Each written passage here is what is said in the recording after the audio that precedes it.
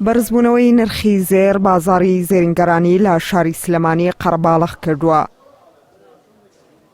هاوڵاتیان بەمبەستی قازانج ڕویان لە فرۆشتنی زێڕەکانیان کردووە.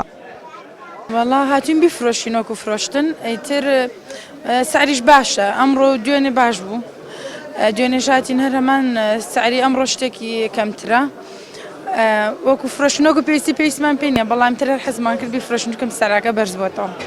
لەگەڵ دابەزینی بەهای دیناری عراقی بەرامبەر بە دۆلاری ئەمریکی نرخی زێر بەردەوام لە بەرزبوونەوەدایە بە شێوەیەک 1 کیلۆ زێر بەراورد بە هەفتەی ڕابردوو 1000 دۆلار بەرز بووەتەوە. ئەمەش وای کردووە کە زێڕینگەران کاری ڕۆژانەیان ببێتە کڕینەوەی زێر لە هاوڵاتیان.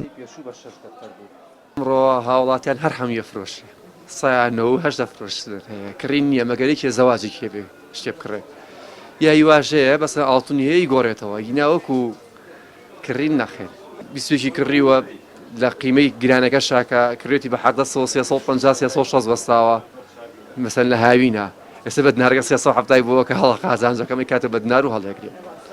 لە ئێستادا 1 مسقال زێڕی ئایرە 18 بە 321,000 دینارە، 1 مسقال زێڕی ئایرە 21 بە 371,000 دینار دەکردرێت لە بازارەکانی هەرێمدا.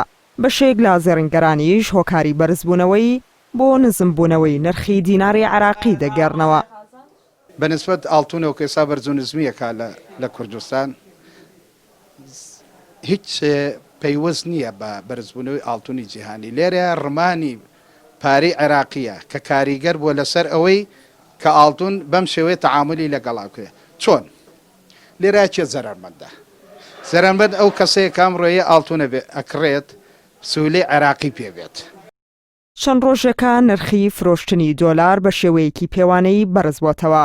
ئەمەش دوای ئەوەی حکوومەتی عێراق بڕیاریدا بەمبەستی چارەسەرکردنی کورتهێنانی بودجە و زاڵبوون بەسەر قەیرانی داراییدا بەهای دینار بەرامبەر بە دۆلار داببەزێنێت. زوهرە عەلی، NRT سلێمانی.